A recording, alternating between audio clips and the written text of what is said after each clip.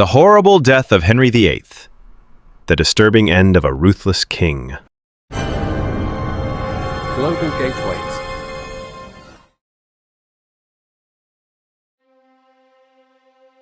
Henry VIII.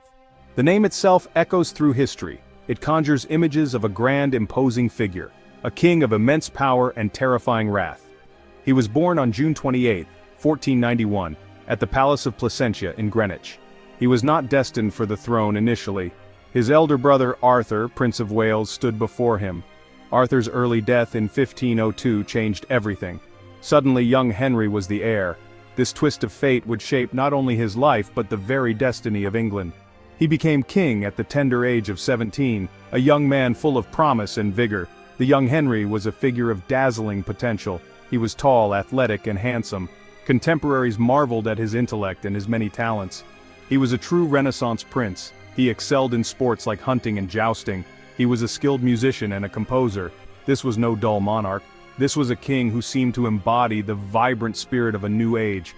England looked upon him with immense hope. They saw in him a ruler who could lead them to glory.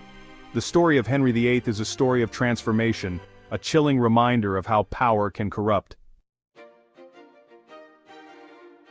When Henry VIII ascended the throne, he was a breath of fresh air.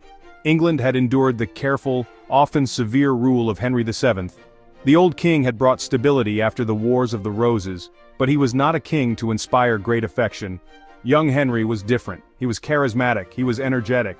He loved life and his people loved him for it. He spent lavishly on his court, creating an atmosphere of dazzling splendor.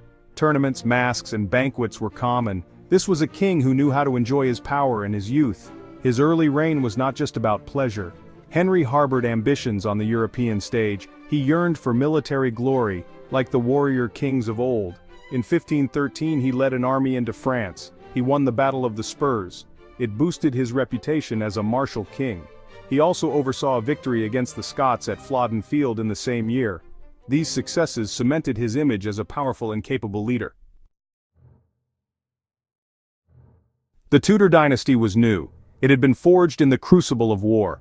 Henry VII had secured the throne, but its long-term survival was not guaranteed. For Henry VIII, one duty overshadowed all others. He had to produce a male heir. A son was essential to continue the line. His wife, Catherine of Aragon, was a devout and loyal queen. She became pregnant multiple times.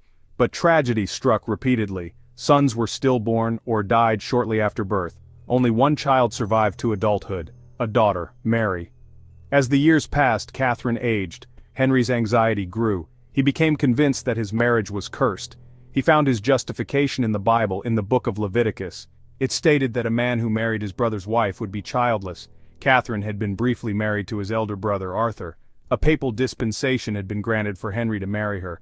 But now, Henry believed that dispensation was invalid. He believed God was punishing him. This was his great matter. He needed an annulment. He needed to be free to marry again, to find a queen who could give him a son. Into this fraught situation stepped Anne Boleyn. She was intelligent, ambitious, and captivating. Henry became infatuated with her. Unlike her sister Mary, who had been his mistress, Anne refused to become merely another royal conquest. She held out for marriage. She promised him a son.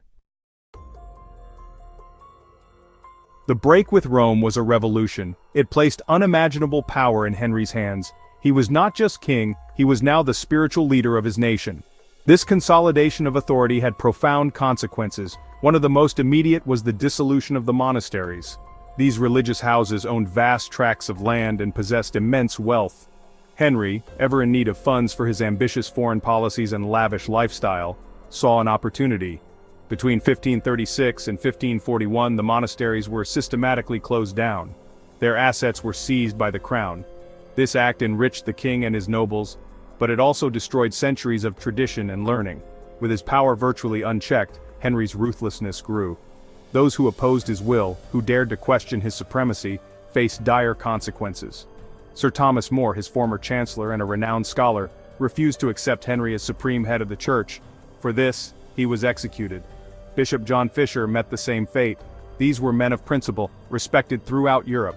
Their deaths sent a clear message: loyalty to the king above all else was demanded. Disagreement was treason. For much of his early life, Henry VIII was the epitome of health and vigor. He was an accomplished sportsman, renowned for his skill in jousting, tennis, and hunting. This physical prowess was a key part of his royal image. However, a serious jousting accident in January 1536 is often cited as a crucial turning point. He was unhorsed, and his armored horse fell on top of him. He was unconscious for 2 hours. Some historians believe this accident may have caused a brain injury, exacerbating existing personality traits like irritability and impulsiveness. It certainly marked the beginning of a decline in his physical activity. Following the accident, and as he aged, Henry began to gain significant weight. His once athletic frame became increasingly burdened by obesity. The rich diet of a Tudor monarch, heavy in meat and ale, contributed to this. His reduced mobility due to the lingering effects of the jousting injury and other developing ailments meant he could no longer burn off the calories he consumed. This weight gain put further strain on his body. It was a vicious cycle. The less he moved, the heavier he became. The heavier he became, the harder it was to move. This physical transformation was visible to all at court.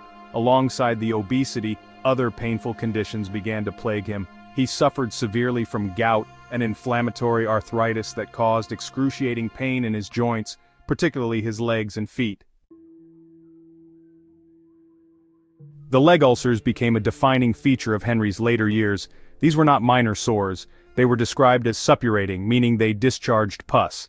They were likely painful, inflamed, and prone to infection in an age before antibiotics.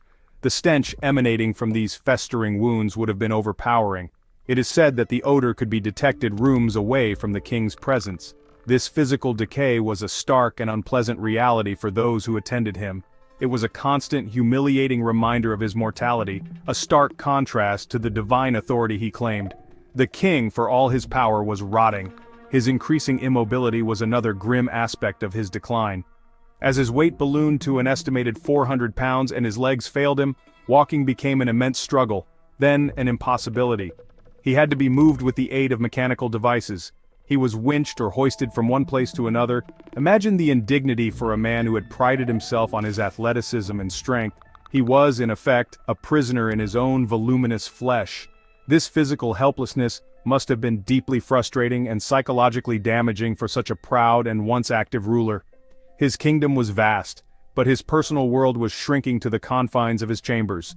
Contemporary accounts and ambassadorial reports paint a vivid picture of his enormous girth. His waist measurement expanded dramatically. As Henry's physical health deteriorated, his mental state seemed to darken in parallel. Suspicion became his constant companion. Fear permeated his court.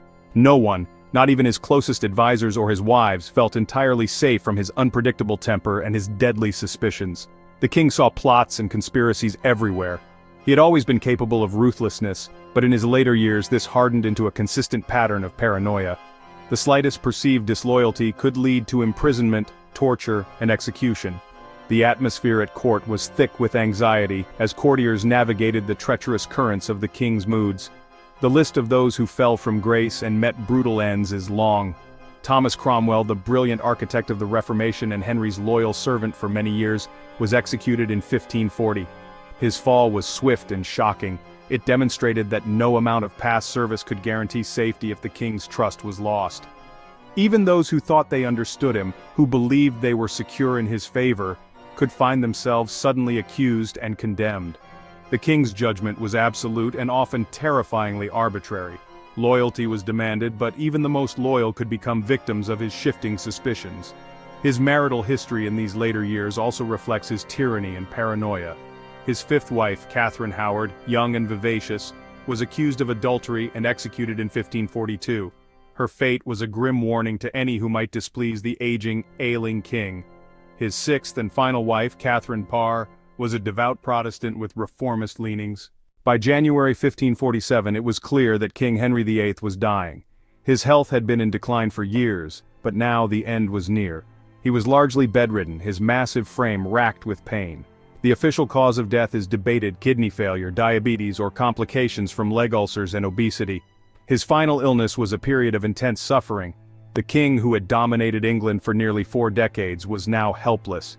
His royal apartments became a sick room filled with the grim realities of impending death. The death of Henry VIII sent shockwaves through England. He had fundamentally reshaped the religious and political landscape. An immediate power vacuum emerged. His son, Edward VI, was only 9 years old. A council of regency was established.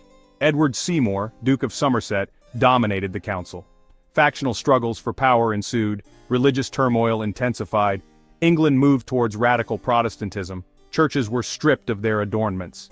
The Book of Common Prayer was introduced. Mary attempted to reverse the Reformation. She earned the moniker Bloody Mary. Elizabeth I sought a moderate Protestant settlement. Henry's reign had a lasting impact on the English monarchy.